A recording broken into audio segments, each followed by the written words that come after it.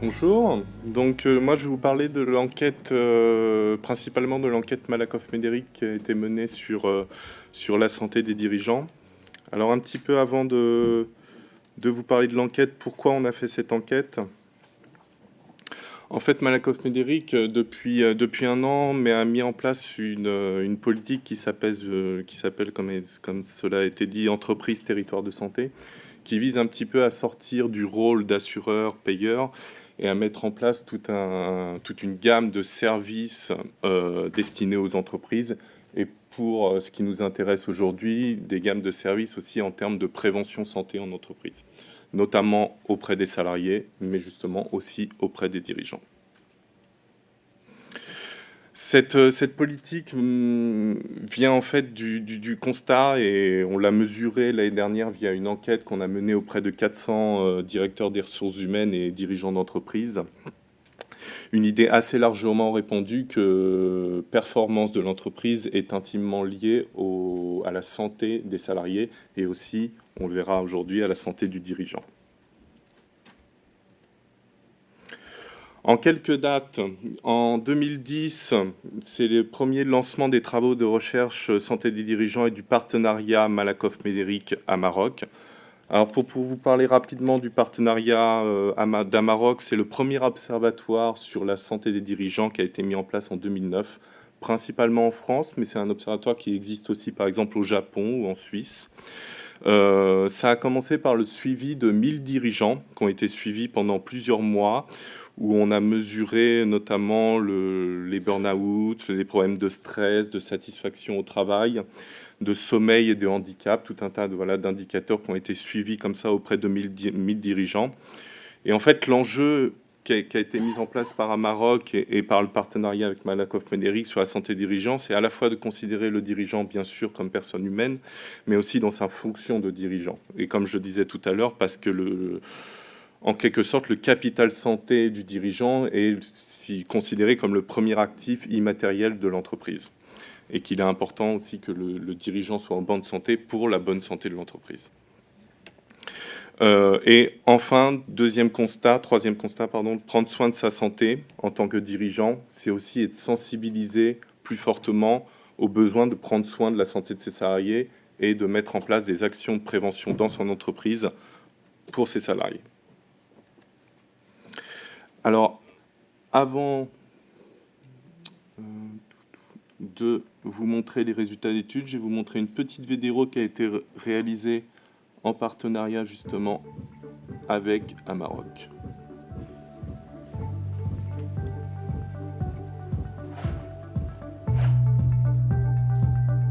On ne sait pas grand-chose sur la santé des dirigeants. On a même plus de statistiques sur la santé des baleines bleues que des dirigeants. Ils n'ont pas de service de santé au travail dédié.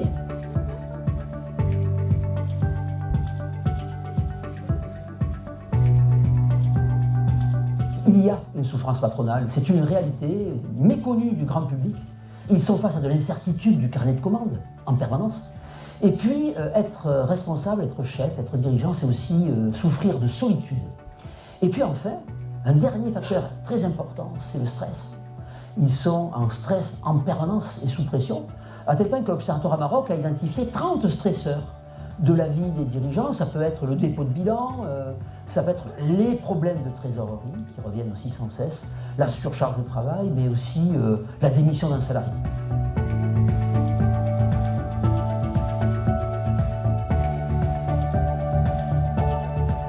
Eh bien, grâce au facteur salutogène. Salutogène, ça veut dire bon pour la santé. Les chefs d'entreprise, en général, se sentent maîtres de leur destin. Ce sont aussi des hommes et des femmes très optimistes. Ce sont des employeurs, des formateurs, des investisseurs. Ils ont aussi la passion d'entreprendre. Et ces facteurs-là sont des facteurs dont il a été montré qu'ils sont positifs pour la santé.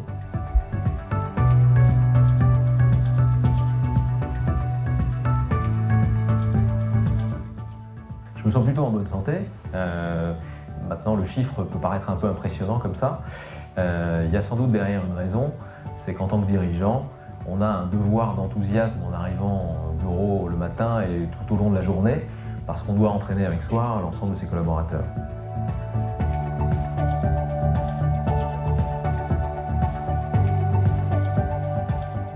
Le dirigeant est par essence un individu dynamique et surengagé qui n'écoute pas forcément son corps, avec des conséquences positives pour son entreprise, du moins dans un premier temps, et forcément négatives à terme pour sa santé.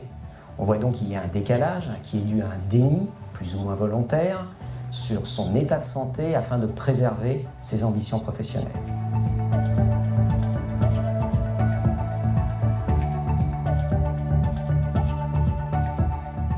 Il est vrai qu'aujourd'hui, les dirigeants manquent singulièrement de temps pour eux-mêmes.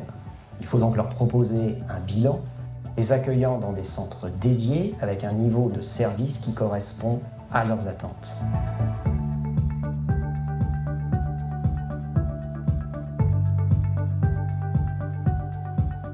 Alors, ce qui est essentiel à la performance durable, quel que soit le domaine, c'est la santé, parce que la santé, c'est la base de tous les projets, donc la santé durable pour qu'on puisse s'inscrire dans des horizons lointains qui sont nécessaires.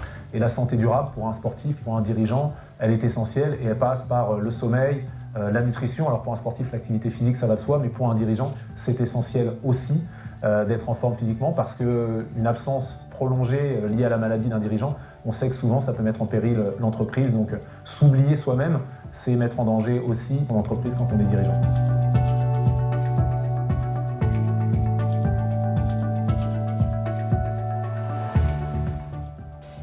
Les chefs d'entreprise sont en surcharge de travail. Le ministère du Travail a montré qu'ils travaillaient en moyenne 50 à 55 heures par semaine, lorsque, je dirais, le travailleur salarié est plutôt à 36-37. Sans doute, avec le temps, j'ai pris conscience de l'importance de prendre des moments justement de césure et de recul et de vacances. Je m'accordais peu de vacances au départ, comme beaucoup de chefs d'entreprise. Aujourd'hui, je prends 3 semaines l'été et c'est un vrai moment important pour moi, pour ma famille et je pense aussi pour l'entreprise.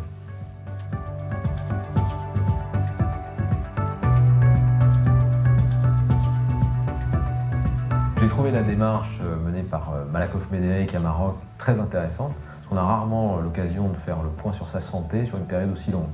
Ça m'a permis de me poser des questions sur la relation entre ma santé et finalement la bonne santé de mon entreprise, et puis peut-être aussi celle de mes collaborateurs, à laquelle je suis peut-être encore un peu plus attentif aujourd'hui.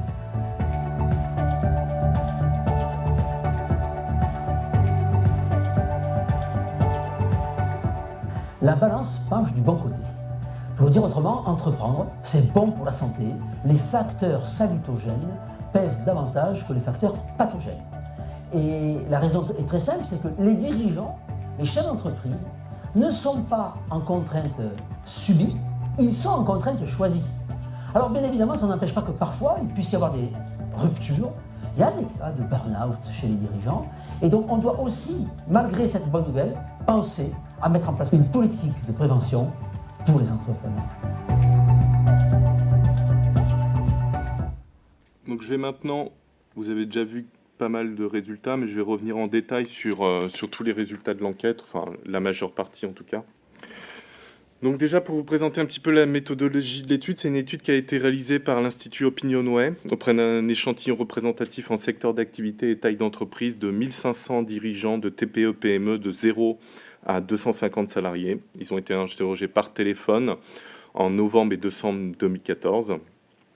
Et on a comparé aussi les résultats à une étude qu'on mène sur les salariés. Les profils des dirigeants, donc c'est un peu plus d'hommes, 60% d'hommes, 40% de femmes. On voit qu'on a un niveau d'études qui est relativement bien distribué. La majeure partie détiennent la majorité du capital de leur entreprise, 67% des dirigeants qui détiennent la majorité du capital de leur entreprise. Bon, je passe un peu rapidement là-dessus. En ce qui concerne la santé et l'hygiène de vie des dirigeants, déjà en termes de perception de sa santé, on verra après qu'on a des facteurs plus objectifs sur la pratique du sport, l'équilibre alimentaire, etc. Mais déjà, est-ce qu'on s'estime en bonne santé ? Sur l'état de santé général, on l'a vu dans la vidéo, 79% des dirigeants, donc c'est un chiffre très important. Après, on verra, on pourra un petit peu nuancer cette perception par justement des résultats plus objectifs, mais en tout cas, on a une majorité des dirigeants qui s'estiment en bonne, voire en très bonne santé. Si on distingue état de santé physique d'état de santé mental, on voit que dans les deux cas, on a des très bons résultats aussi, hein. Il n'y a pas un écart entre les deux. Donc voilà, il y a une dimension à la fois physique et mentale dans l'activité d'un dirigeant. Et dans les deux cas, 78% qui s'estiment en bon état de santé physique et 80% qui s'estiment en bon état de santé mentale. Consommation médicale. Au niveau de la consommation des généralistes, on voit qu'on a un taux quand même qui est assez élevé, 64% qui ont consulté au cours des 12 derniers mois un médecin généraliste. Pour les femmes, 59% un gynécologue. Et sur la consultation d'ostéopathe, bon, c'est pas un indicateur totalement fiable, mais c'est un indicateur qu'on utilise souvent pour mesurer un petit peu le taux de stress. C'est souvent lié, la consultation d'ostéopathie, de kinésithérapie, les blocages, etc., peuvent être souvent liés au stress. Donc là, on est quand même à un niveau plutôt élevé de 33% qui ont consulté un ostéopathe au cours des 12 derniers mois et un peu moins 17% qui ont été suivis par un kiné. Et la consultation d'ostéopathie aussi, on voit que c'est souvent lié aux personnes aussi qui ont peu de temps. Voilà, qui vont chez l'ostéopathe en espérant être débloqués en 1 ou 2 séances, là où avec le kiné, ça va peut-être prendre plus de temps. Donc c'est quelque chose qui est peut-être aussi particulièrement lié à la fonction de dirigeant. En termes d'arrêt maladie, alors on a un taux d'arrêt maladie qui est très faible, hein. Il faut savoir que sur la cible des salariés, on est à 33% de salariés qui s'arrêtent au moins une fois dans l'année. Donc pour des arrêts de plus ou moins longue durée, la durée moyenne d'un arrêt en jour calendaire, c'est de 18 jours. Là, pour les dirigeants, on est seulement à 7%. Donc seulement 7% de dirigeants qui, au cours des 12 derniers mois, ont été arrêtés par leur médecin. En termes d'hygiène de vie, voilà, donc là, on est sur quelque chose de plus objectif. On voit qu'en ce qui concerne la pratique d'activité physique légère, on a plutôt un bon score, 64%, donc les 2/3 qui pratiquent une activité physique légère, hein, on précisait, c'était 30 minutes de marche ou de vélo par jour, donc ça peut être pour se rendre à son travail, voilà. Et par contre, en termes d'activité physique, de pratique d'un sport, là, on est à un taux plus faible. On est seulement à 35%, et on verra après avec d'autres questions que pour le dirigeant, trouver du temps pour pratiquer un sport au quotidien, c'est parfois compliqué, et donc ce qui explique ce taux plutôt faible.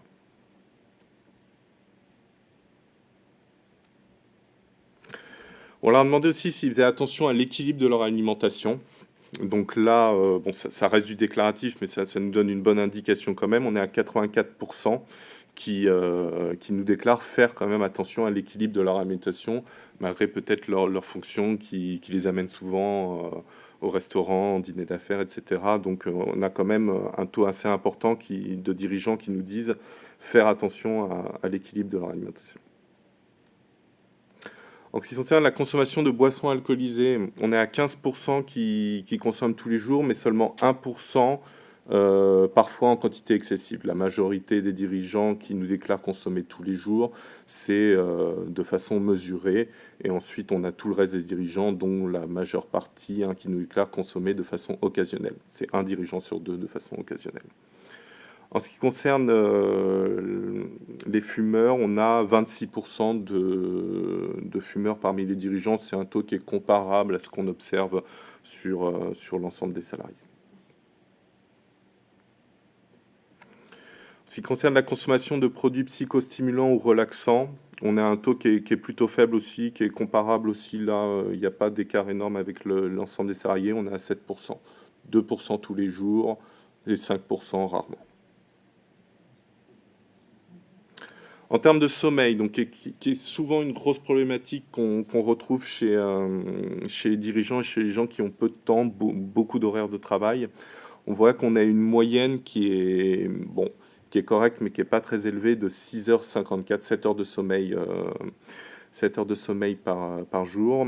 Est-ce qu'ils pensent dormir suffisamment? Vous voyez, il y a quand même une perception qui est plutôt bonne. 69% qui nous disent qu'ils pensent dormir suffisamment. Ça fait quand même 31%, ce qui n'est pas négligeable, qui, eux, ne dorment pas suffisamment. Et quand on regarde, quand on pose la question des troubles du sommeil, on s'aperçoit qu'on a quand même 56%, et ça c'est beaucoup plus que l'ensemble des salariés, 56% qui nous déclarent souffrir de troubles du sommeil. Alors certes, il n'y en a que 38%, il y en a 38% pour qui c'est que parfois, mais on a quand même 18%, ce qui n'est pas négligeable du tout, de dirigeants qui souffrent en permanence ou souvent de troubles du sommeil. En ce qui concerne les conditions et l'environnement de travail du dirigeant. Le temps de travail, on l'a vu dans la vidéo. Non, c'est pas celle-là. Voilà. Déjà, le temps de transport. Le temps de transport domicile-travail, on s'aperçoit que là, c'est quelque chose de positif pour le dirigeant. Souvent, parce que le dirigeant a peut-être choisi aussi son lieu de travail par rapport à son lieu de domicile, mais on a un taux de transport inférieur à 1 heure par jour qui est de 86% pour les dirigeants. Sur les salariés, j'ai plus le chiffre exact en tête, mais c'est plutôt la proportion inverse, une majorité qui a autour d'1 heure de transport par jour.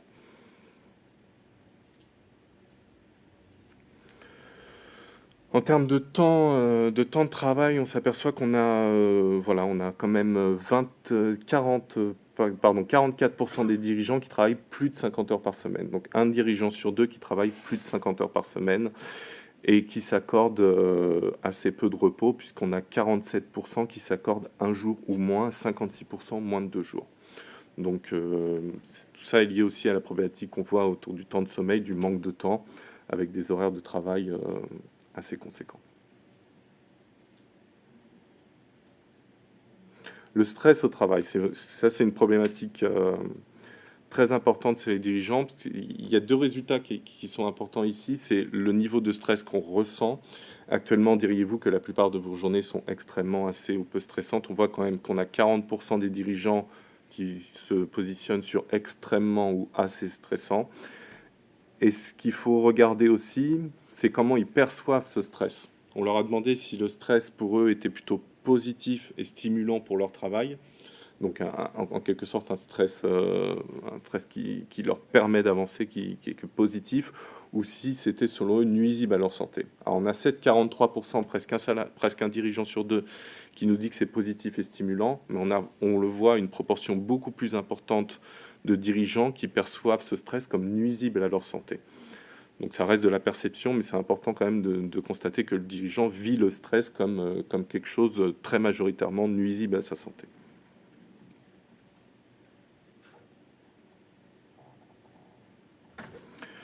Là, un résultat très important, on en a déjà un petit peu parlé, c'est le manque de temps.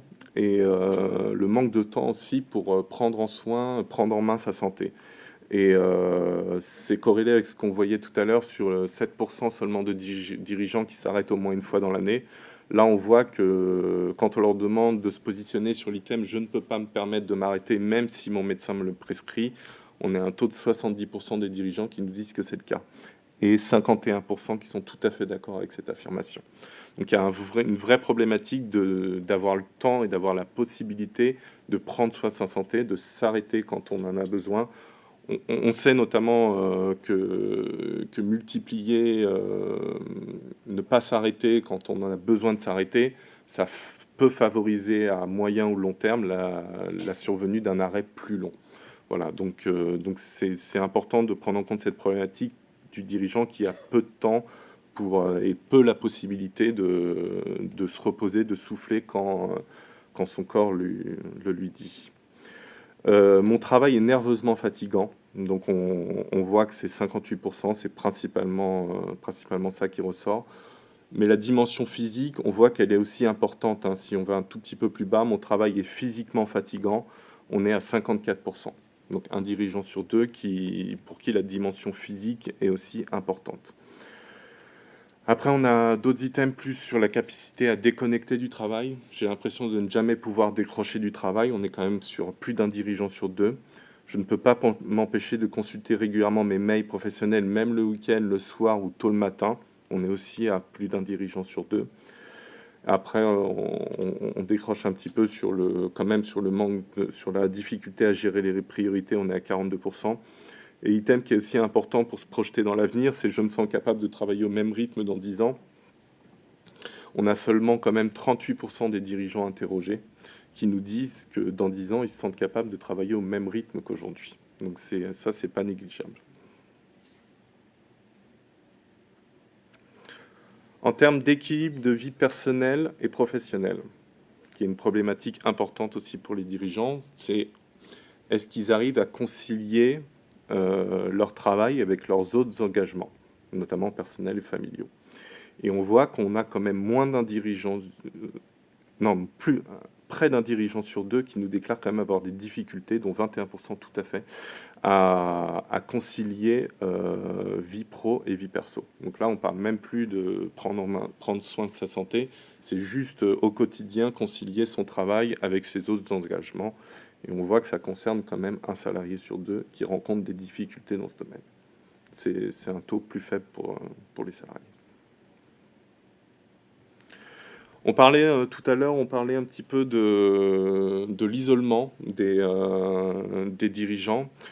Donc on voit quand même que dans leur vie personnelle, tout du moins, on a une majorité des dirigeants qui se sentent quand même bien entourés. 89% qui nous disent qu'ils sont bien entourés et 85% qui nous disent qu'en cas de problème, ils peuvent en parler à un proche. Donc ça, c'est plus pour l'aspect vie personnelle. On verra les chiffres sur la vie professionnelle derrière, sur pouvoir s'appuyer sur ses collaborateurs notamment. J'ai des soucis personnels, l'un de mes proches me cause beaucoup de soucis. On est quand même à des taux de 24 et de 16%, donc qui ne sont pas extrêmement élevés, mais qui ne sont pas négligeables non plus.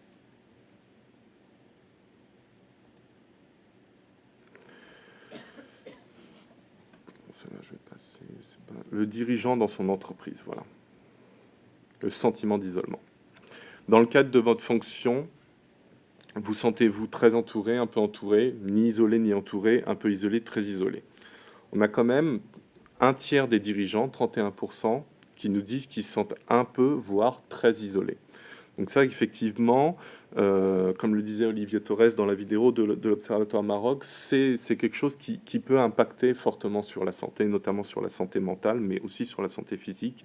Le sentiment d'isolement, d'être seul face aux responsabilités, seul à prendre des décisions, et ce qui augmente aussi le niveau de stress. Donc ça concerne quand même un dirigeant sur 3.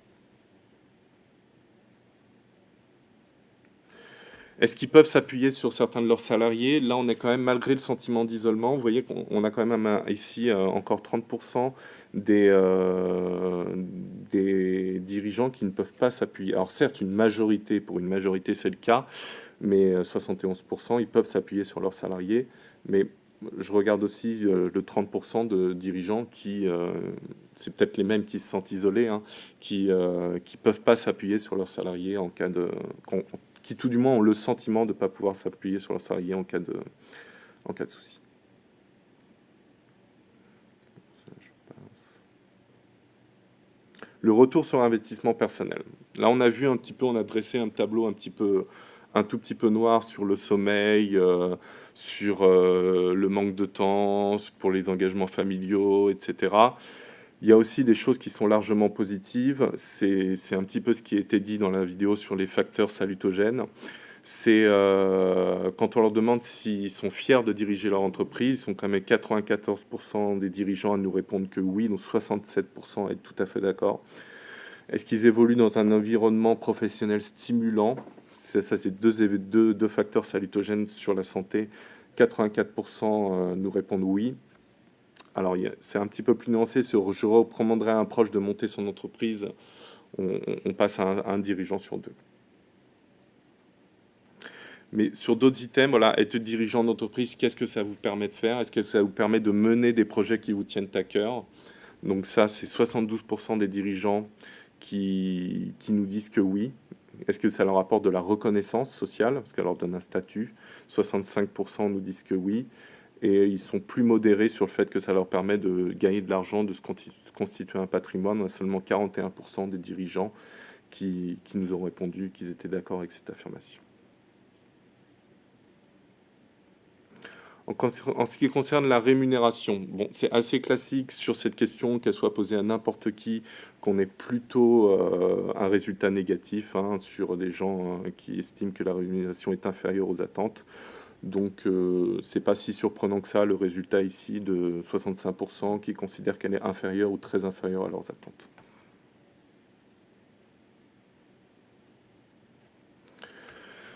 En ce qui concerne les enjeux liés à la santé de l'entreprise, on leur demande notamment, pour évaluer un petit peu l'environnement dans lequel ils évoluent, en termes notamment de stress, de difficultés professionnelles, au cours des derniers mois, quels événements difficiles ils ont rencontrés dans leur entreprise. On voit que ce qui ressort le plus nettement, c'est les difficultés de trésorerie, hein, les difficultés d'accès au crédit, de financement, les difficultés de vente aussi, comme c'était dit dans la vidéo, hein, le souci du carnet de commandes, et avec les clients. Et ce qu'il faut retenir, c'est que au moins 63% des entreprises ont rencontré au moins un de ces problèmes, avec en moyenne 1,4 problèmes rencontrés. Parmi cette liste-là, hein. Elle n'est pas exhaustive.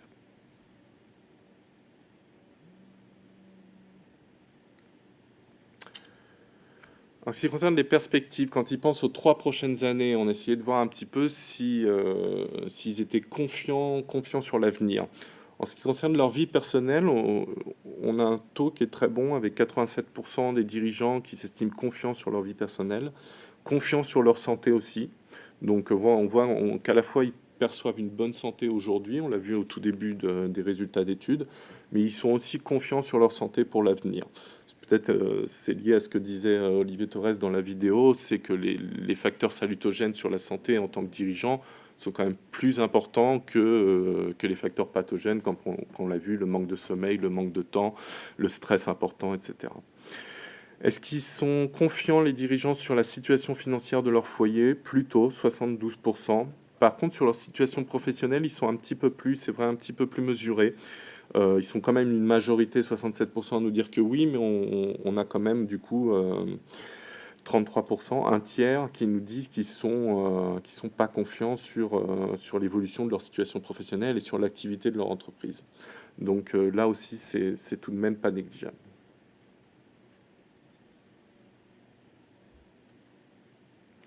En termes de protection sociale, on a 90% des dirigeants, on a cherché à savoir un petit peu comment ils étaient équipés. 90% des dirigeants qui nous disent avoir une mutuelle santé.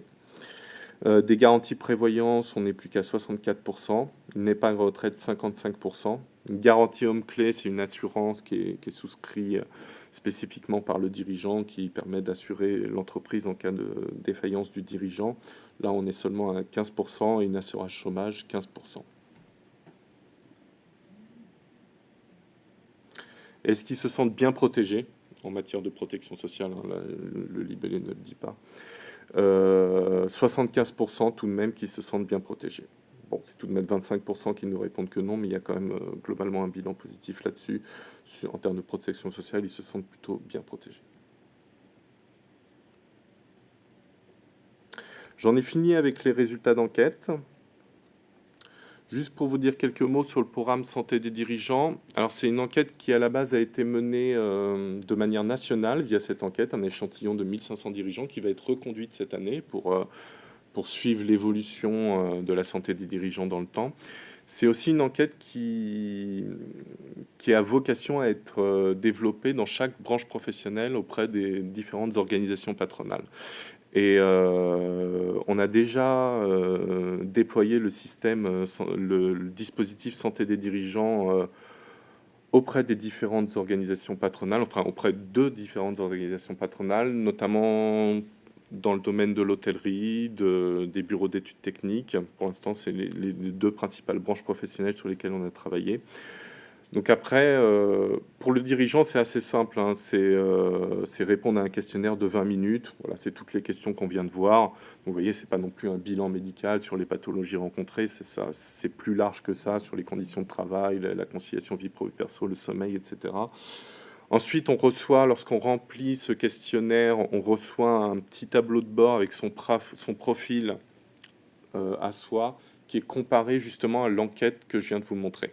Donc ça permet de s'auto-évaluer un petit peu rapidement sur quelques questions qu'on a sélectionnées, voir un petit peu où on en est, si on rencontre des difficultés par exemple de sommeil, pouvoir voir qu'on est on est comme 30% des dirigeants qui rencontrent aussi des difficultés de sommeil. Donc voilà, c'est de répondre au questionnaire, recevoir un bilan personnalisé. Comme je vous disais, ensuite, c'est déployé dans les branches professionnelles. Le but, après, c'est de mettre en place des actions de prévention qui soient liées à la branche professionnelle. On va peut-être, dans certaines branches professionnelles, trouver des facteurs pathogènes sur la santé qui sont plus importants, par exemple, dans l'hôtellerie, sur, je ne sais pas, l'amplitude, les horaires de travail, les horaires décalés, etc. Dans les bureaux d'études techniques, on va peut-être trouver d'autres facteurs pathogènes sur lesquels exercer une prévention. Donc c'est pour ça que ce dispositif santé des dirigeants, il a vocation à être déployé dans les différentes branches professionnelles pour le plus possible essayer de mettre en place derrière des actions de communication et de prévention spécifiques à la branche professionnelle. Et bien, c'est l'heure de la pause.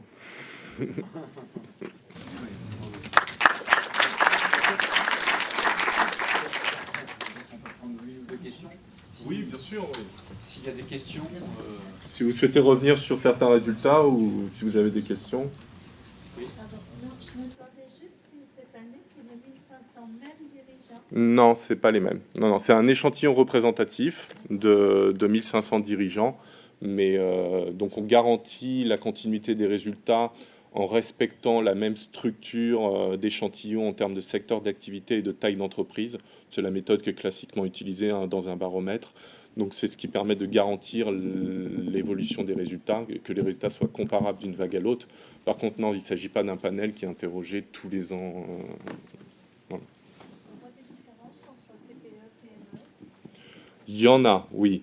Enfin, là, je ne suis pas rentré dans ce détail-là, mais effectivement, il y a des différences entre TPE et PME. Ça veut dire qu'il pourrait y en avoir entre PME et ETI alors.